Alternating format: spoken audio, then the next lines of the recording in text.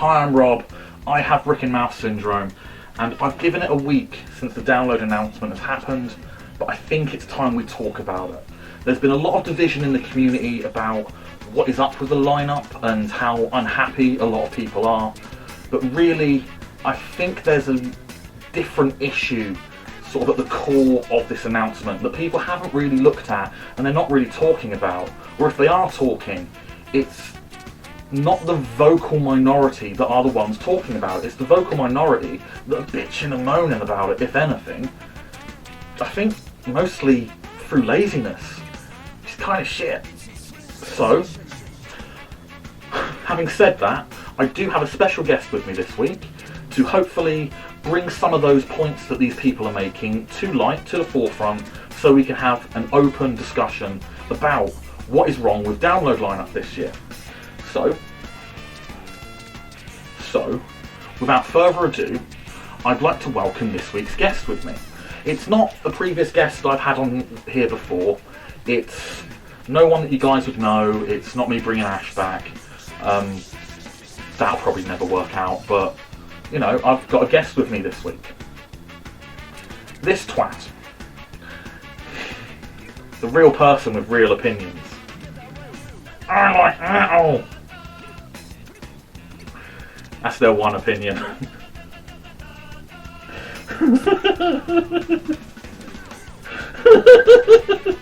So, the main argument this year is mostly that there's not enough metal on the lineup. But realistically, if you look past the headliners, it's just a case that there's no metal headliners. No metal anywhere! Let's have a look at those headliners quickly to see if they're a problem. They're a fucking problem! So, for those headliners, we have Queens of the Stone Age, who are admittedly a rock band, which is great. Fall Out Boy, who are more of an emo rock band, which is great. Were you one of the people that rioted at MCR? You're a twat, aren't you? I think we can see where this is going. And then we have Avenged Sevenfold, who are, let's just check their own website and Wikipedia and some other pages. And, oh look, they're a metal band. They're not metal. They are a metal band. They themselves call themselves a metal band of various different genres. They're a metal band. Fuck you! They're not metal. They are a metal band. Fuck off! But they are a metal band. Fuck off! But they are a metal band. Fuck off! You can see how this gets very tiring very quickly. Honestly, for a one-off gag, I think that's sort of run its course. But my point has been proven there. That's the only real argument that people are having here, and I don't understand it. The only difference really in the headliners this year, as opposed to the past 20 of them, is there isn't a classic rock headliner. Which, yeah, fair enough, there isn't one. There is not a classic rock headliner. We don't have a band on the calibre of Iron Maiden, Judas Priest, Def Leppard, AC/DC. They're not on there. And that's great, actually, because people have been moaning for the past at least 10 years that the lineup is the same, that we rely on the same 4 headliners every year to make Download what it is. So this year they've changed it. He asked 21 bands before we got to this final 3 as the headliner. Obviously, saying that in interviews is probably a bad look for these bands, but realistically, it's only bad for the last band that they signed. And I think that was probably Queens of the Stone Age. Fall Out Boy have been a band he's wanted to have as a headliner before, he's said that in other interviews, and Avenged Sevenfold have headlined before. So what went on? The bands are already touring, or they're recording, or they're doing something else that meant they were busy for this year. It's not a problem, it's not an issue, it's just the way that the cards were dealt this year. You don't always get what you want, so these headliners have had to be different. But people have been moaning that the headliners weren't different So now they've been given something different. Then everyone loses their minds. I think you can fuck off at that point, can't you? Download, in its infancy, the third year, it wasn't quite sure where it was going as a festival, and it wanted to try something new. They had Feeder as a headliner on one of these days, right? I should know, I was there, this is the t-shirt. And it didn't quite go over well. It was quite indie heavy day, and the 2 years previous was sort of building the identity. So when they introduced the third day for the first time, it was different, it was weird, and it didn't quite work with that lineup. And you can see when you look at the poster of the following year, how they reverted back to try and pull people back in to make up for that. It's quite an interesting one realistically when you look at it, but that sort of built what you would then look for at the Download going forward. Quite different to now though, isn't it? But you've got to remember, what old Krusty Sock back there said was that there is no metal on this lineup. So, let's look at it. Again, back at that headline, Avenged Sevenfold, not metal, totally metal. Going down to Logo Dax still, Pantera, racist as shit, still metal. Machine Head, fucking hate Pantera, definitely metal. Baby Metal, it's in the name, they're metal. Black Dahlia Murder, metal. I think I'm stealing someone's bit off of TikTok. Fear Factory, Very metal. but I thought there was no metal on this lineup. Have these people not looked past the headliners? Is that the problem? It's starting to look like it. Maybe they should look at what's been announced first before they start bitching about it. Just me thinking that. Don't think it's just me thinking that. So what else could be an issue with Download Festival? It's too pop punk! I thought I threw you away. So, let's look at that argument. So we'll look at the punk bands, or the bands that are known for being punk. The Offspring, punk, California punk, previous headliner. They cannot be an issue. Fuck you, too pop punk. You're wrong, but okay. Sum 41. Funnily enough, when you look them up, they're a rock band. Fuck you! No, they really are. That's what they're classified as, a Canadian rock band. They've got punk elements, they've got heavy metal elements, which is really funny because Pain for Pleasure, you probably fucking love that one. Fuck you! Rock band, punk, metal, hardcore, rock. Oh, it's not quite looking like they're a pop punk band now, is it? Not exclusively pop punk. Fuck you! Argument's completely gone down now. So what's that third band on the Logo Dax that could possibly classify as pop punk? Bowling for Soup. Funnily enough, when you look them up, that says they're a rock band. Fuck you! It's not really going well for our little mate here now, is it? So again, dead joke. I think I've run that into the ground. It's not looking very convincing as an argument to say that this is more of a slam dunk lineup than a Download lineup.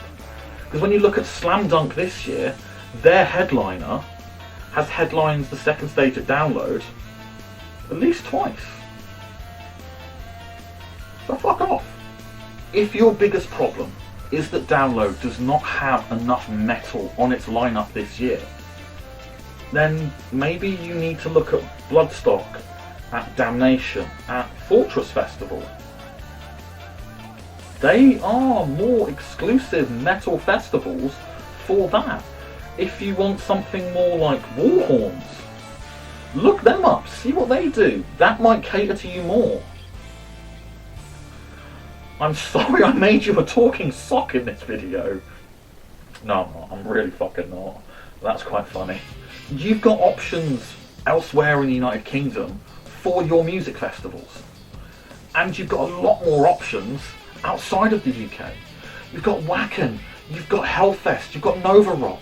You've got all of these fucking festivals that you could go to instead. And yet you're choosing to bitch and moan about one festival that isn't catered to you. I don't piss and moan that Reading and Leeds Glastonbury and Latitude are not catered for me. If Download was that bad that I had to sell my pre-sale ticket, I would have gone to Slam Dunk. I would have looked at going into the continent to Europe to see what they had on offer. Not everything's for you, and it can't always cater for you. And people just have to accept that.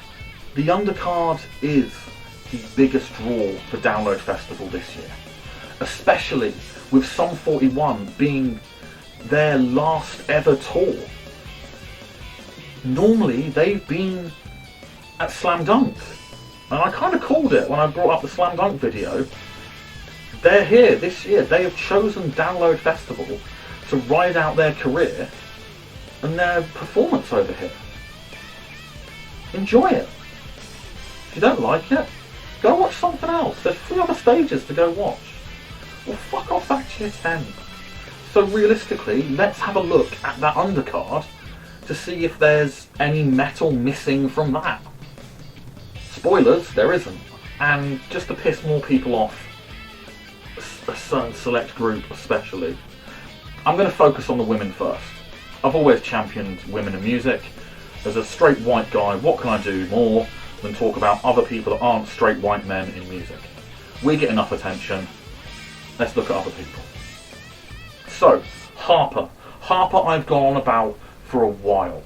I think she is amazing for this young talent that got known because of America's Got Talent and then performing live with Spirit Box on stage.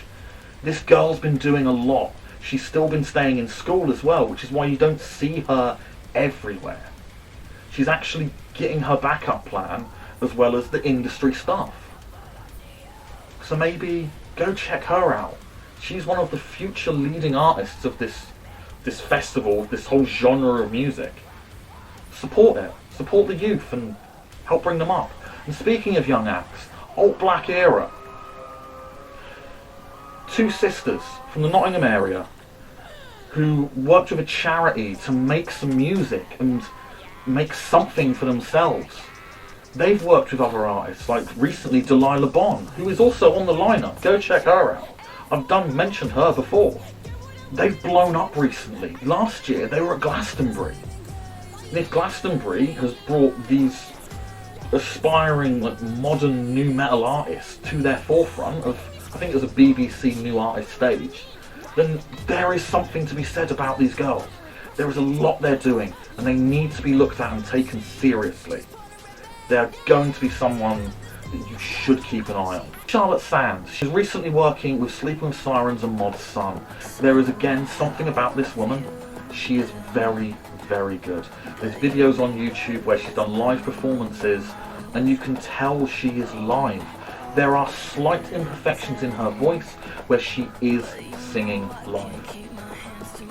And that's not something that many artists can demand in their early sort of start of their career. I believe she got big on TikTok and that, because there's songs about her giving people boost in their ratings. So I'm assuming TikTok's not. I don't know. It's the first time I've heard this woman's name and I looked into it. She is very good. Just look into her. You won't be disappointed. You might be disappointed. I don't know. You might be one of these dickheads like that song. Now, slightly more well-known acts. Scene Queen. I think she's fucking brilliant. If you want an act that puts on a show, Scene Queen is someone you should be looking at. If you don't know about her already, you clearly don't have any form of social media because she's all over it. So to give you a brief rundown of who she is and what she's about, she is a former adult entertainer, I believe a pole dancer, not anything seedier than that. She's a good Christian girl.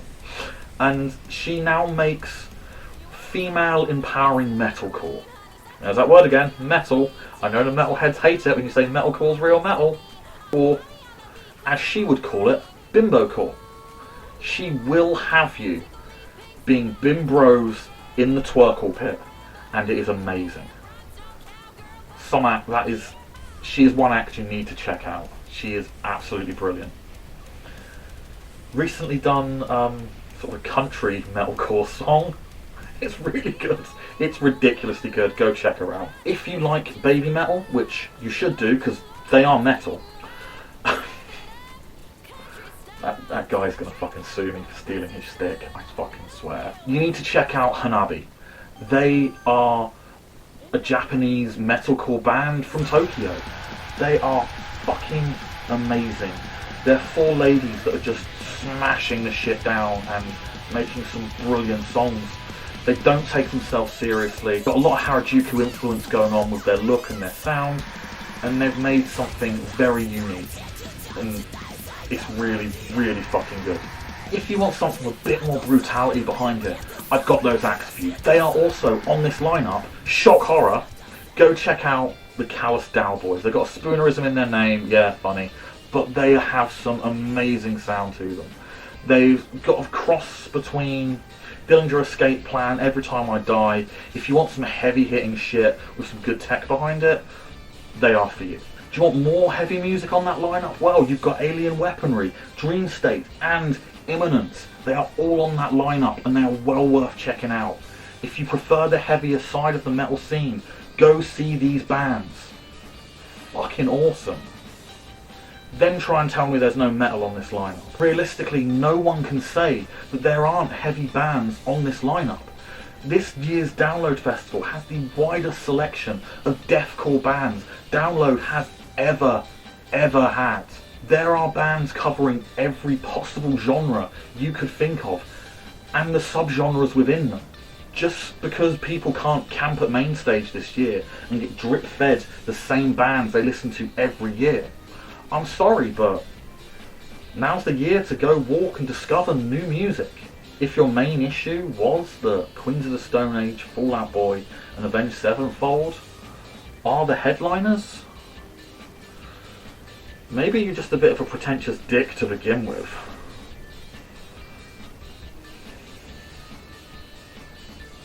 All I can really advise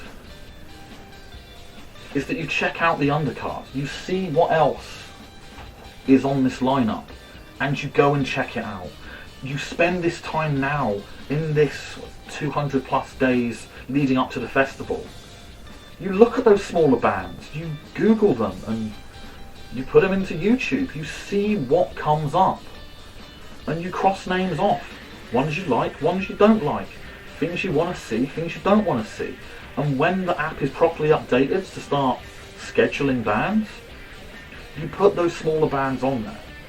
You go and make the weekend what you've spent the money on. And if you can't do that, then maybe this year you just need to fuck off. Not always going to be for you. Let other people have their turn. Fuck off.